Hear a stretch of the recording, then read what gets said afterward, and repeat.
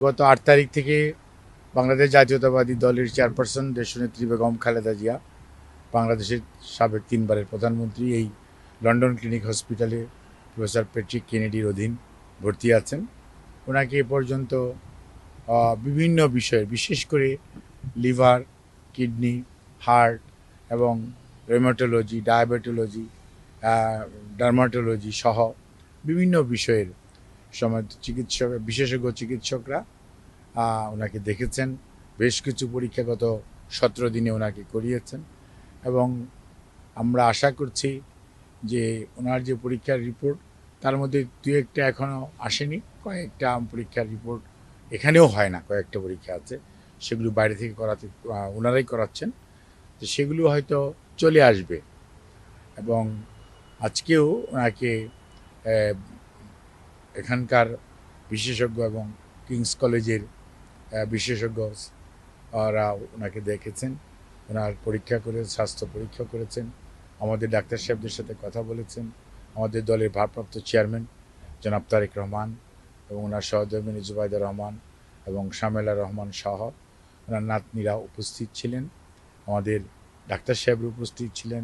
এখানে যেমন মামুন, ডাক্তার হুসেন আছে, বাট আমাদের প্রফেসর সিদ্দিকী সাহেব, প্রফেসর শাহাবুদ্দিন সাহেব, প্রফেসর নুরুদ্দিন সাহেব, ডক্টর জাফর ইকবাল ওনারা উপস্থিত ছিলেন। ডক্টর হাসান ইমাম আল হাদি সেও উপস্থিত ছিলেন। এই মুহূর্তে আমাদের সাথে বিএনপির ইউকের জনাব এম এ মালেক এবং জনাব কয়সের ভাই এবং সহ আমাদের কামাল ভাই সহ বিএনপির পারভেজ ভাই কই, পারভেজ ভাই তো একদম পিছনে। যাই হোক, আমাদের বিএনপির স্থানীয় নেতৃবৃন্দ উপস্থিত আছেন। ওনারা সার্বক্ষণিকভাবে সবসময়ই থাকেন। ম্যাডামের বিশেষ সহকারী হিসাবে মাসুদও এখানে আছে আজকে। যাই হোক, মানে কথাগুলি বলার অর্থ হচ্ছে যেটা আনটায়ারিংলি গত 5 বছর যাবৎ যেমন অনেকেই ম্যাডামের চিকিৎসার জন্য সবসময় লেগে আছেন এবং দেশবাসীর অকুণ্ঠ সমর্থন, দোয়া এবং মোনাজাত এবং বিভিন্নভাবে আল্লাহর কাছে দোয়া চেয়েছেন মানুষ এবং আল্লাহ রাব্বুল আলমিনের অশেষ রহমত। আজকে বেগম খালেদা জিয়া এখন এখানে চিকিৎসা করাচ্ছেন এবং উনি আমরা যেরকম নিয়ে এসেছি তার চেয়ে বলতে পারেন যে আমাদের চিকিৎসার ব্যাপারে এখানকার মেডিকেল বোর্ডের সদস্যরা সবাই ভূয়সী প্রশংসা করেছেন।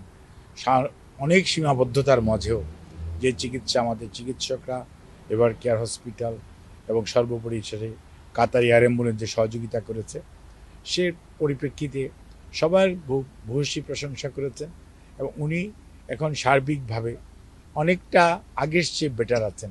কিন্তু ওনার যে কথাটি আমরা আগেও দেশে বলতাম যে ওনার যে ট্রান্সপ্ল্যান্ট করার বিষয়টা, লিভার এবং অন্য অন্য যে জটিলতা আছে, ট্রান্সপ্ল্যান্ট করার বিষয়টার ব্যাপারে এখনও সিদ্ধান্তে আসা যায়নি।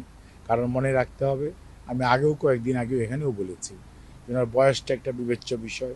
ওনার লিভার ডিজিজ, কারণ উনি জেলখানায় যখন ছিলেন একাকিত্ব এবং বলতে গেলে যে চিকিৎসা ওনার প্রয়োজন ছিল সেই চিকিৎসা থেকে ওনাকে বঞ্চিত করা হয়েছে। আর দীর্ঘ সময় আটকিয়ে রাখার কারণে যে সময় ওনার বিদেশে নিয়ে আসলে হয়তো আরও দ্রুত সুস্থ হওয়ার সম্ভাবনা ছিল, সেটি কিন্তু অনেকটাই আপনার আজকে এই সময়ে এসে আমরা চিকিৎসকদের বক্তব্য হচ্ছে হয়তো আগে হলে নতুন চিন্তা ভাবনা করা যেত। এই অবস্থার মাঝে এখন পর্যন্ত আগামীতে মেডিকেল যে চিকিৎসা, অর্থাৎ ওষুধের মাধ্যমেই ওনার বিভিন্ন রোগের যে চিকিৎসা চলছে সেটা অব্যাহত রাখার জন্য এখন পর্যন্ত এখানকার বিশেষজ্ঞ চিকিৎসকরা এবং জন হপকিন্সের চিকিৎসকরা সহ সবাই মোটামুটি একমত এবং সে অনুযায়ী চিকিৎসা চলবে এবং এই চিকিৎসা চলা অবস্থায় ওনার শারীরিক অবস্থার উপর ভিত্তি করেই পরবর্তীতে এবং যে সকল পরীক্ষার রিপোর্টগুলো এখনও আসে নাই সেগুলো আসা সাপেক্ষে কয়েকদিনের মধ্যে হয়তো চলে আসবে। কয়েকটা এখান থেকে বাইরেও পাঠানো হয়েছে, কাজেই সেগুলো সব নিয়ে পরবর্তীতে সিদ্ধান্ত গৃহীত হবে। আপনারা দের মাধ্যমে আমরা দেশবাসীর কাছে ওনার এই সুস্থতা যাতে অব্যাহত থাকে এবং সেই জন্য আল্লাহর কাছে দোয়া, উনি এবং ওনার পরিবারের পক্ষ থেকে, বিশেষ করে আমাদের ভারপ্রাপ্ত চেয়ারম্যান এবং ম্যাডাম নিজে আপনাদেরকে যেমন ধন্যবাদ জানিয়েছেন, আপনাদের মাধ্যমে দেশবাসী এবং সকল মানুষের কাছে ওনার সুস্থতার জন্য দোয়া চেয়েছেন। ধন্যবাদ। কি boss, vital match, tough opponent, tension? Come on bro, অপোনেন্টকে নিয়ে ভাবার সময় আছে। আসল অলরাউন্ডারের কাজই তো হলো যে কোনো টাফ সিচুয়েশনে টিমকে অলরাউন্ড প্রোটেকশন দেওয়া। জাস্ট লাইক মাই টাইলক্স, যার অ্যান্টিব্যাকটেরিয়াল এজেন্ট টয়লেটের কোনায় কোনায় পৌঁছে 99% জীবাণু ধ্বংস করে, টয়লেটের কঠিন দাগ ও দুর্গন্ধ দূর করে টয়লেটকে রাখে ক্লিন আর সুবাসিত। টাইলক্স টয়লেট ক্লিনার, ক্লিন মানেই টাইলক্স।